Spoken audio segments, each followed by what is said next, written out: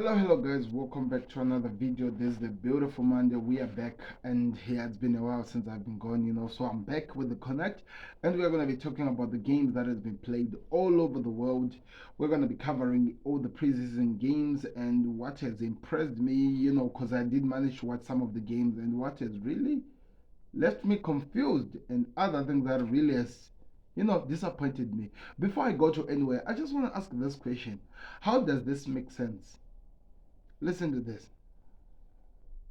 Arsenal, they beat Barcelona by 5 goals to 2, if I'm not mistaken.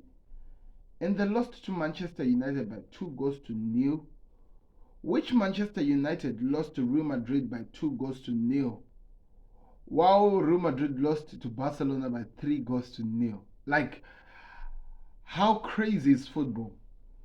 Lose the team that it means that we really don't know exactly which one is their level best. Because if Real Madrid were able to beat Manchester United and went to lose on to Barcelona, which were able to be beaten by Arsenal, and went on to lose to United, which were able to be beaten by Real Madrid, how do you, in a way, look at this preseason and say that the team is ready to go? It's way confusing.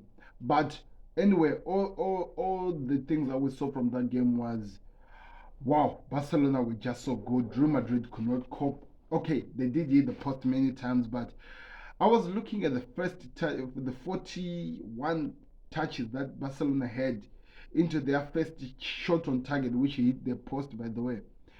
It is just out of this world. It's crazy. Anyway, you should go just check it out. It's there on social media, on Twitter and stuff like that. Just go check it out. It's amazing.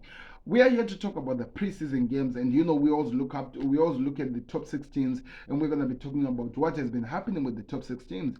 Well, Liverpool, we're gonna start with them. In Singapore, they stood up and they showed why Klopp is really telling the fans that they should trust him, because they played against Leicester City.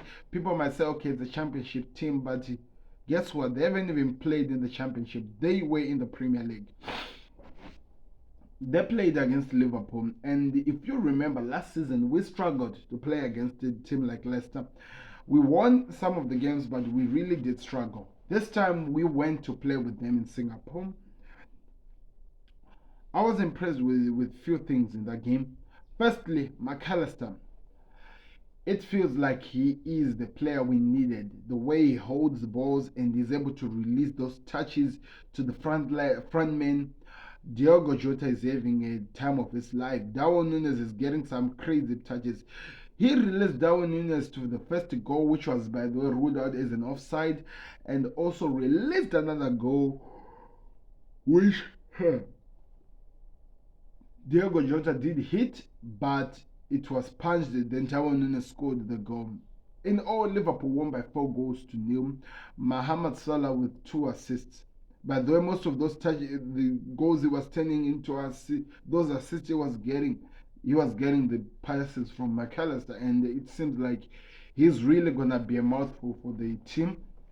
He's really gonna be causing problems for so many teams, and Liverpool, as Liverpool fans, we are excited over what we are building up to.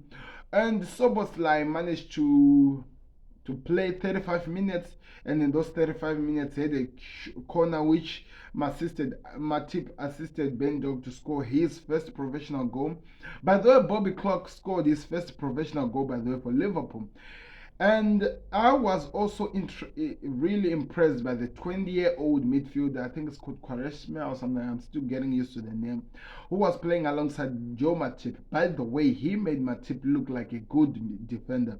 So I really feel like Klopp need to keep this player in the Liverpool squad. Not because I believe there is something that we're building up today.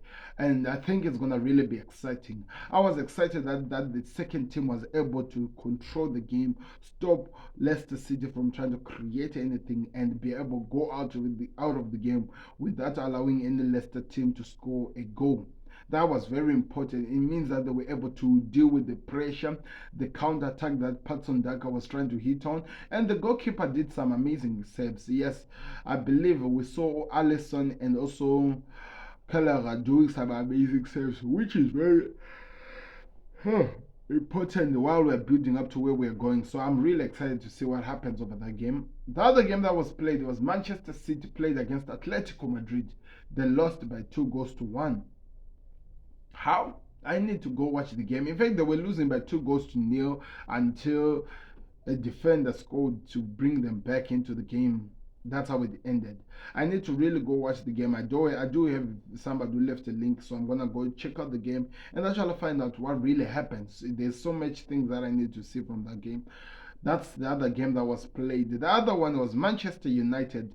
Oh, Chelsea played against Fulham, won the Premier League Cup that was being played in the US.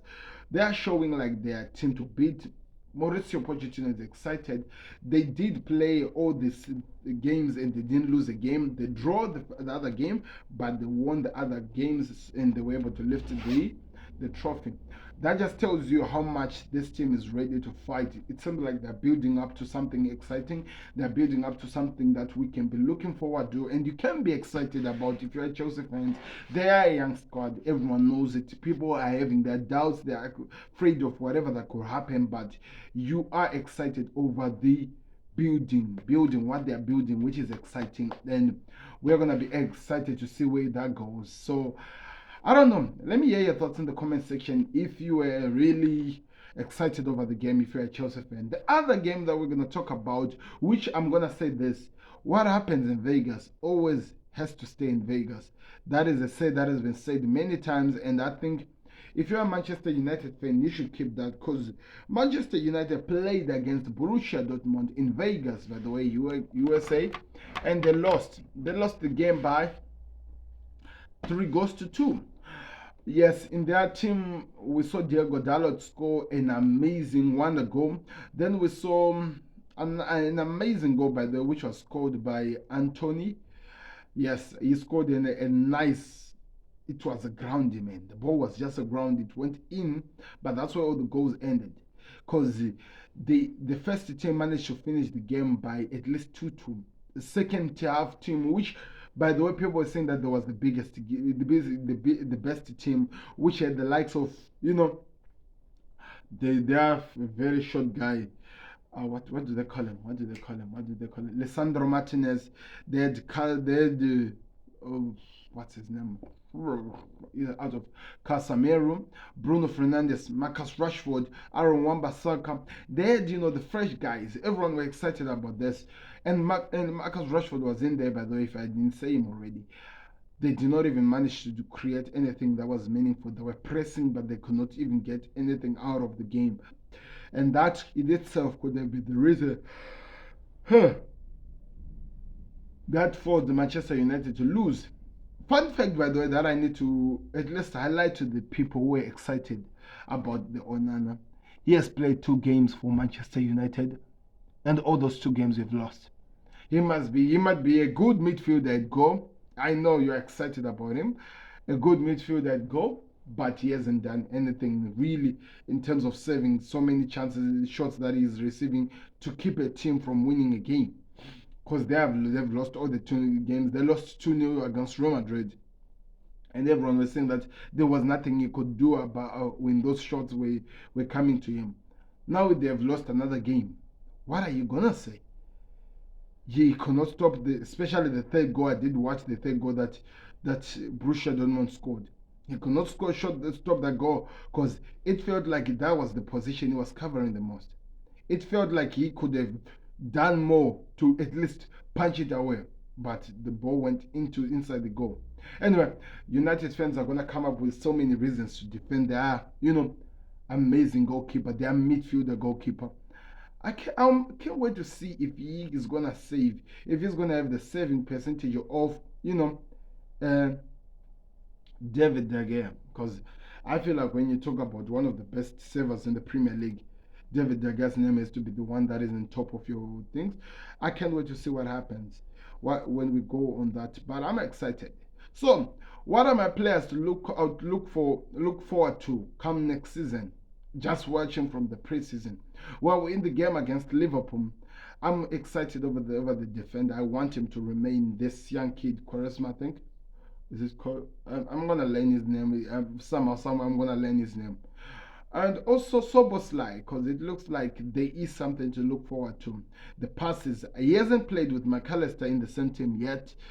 I can't wait to see that one happening. I think that's going to be exciting. For Chelsea, it has to be Jackson, man. Nkunku seems like he's really enjoying himself as well, but Jackson, for me, has to be one player that we have to look forward to. It looks like it's going to be an exciting prospect come next season. I can't say one to Man City because they haven't signed anybody really that I can say look forward to. Or maybe Calvin Phillips actually gets out of from the resting place and actually play football for a change. Maybe we can look forward to him.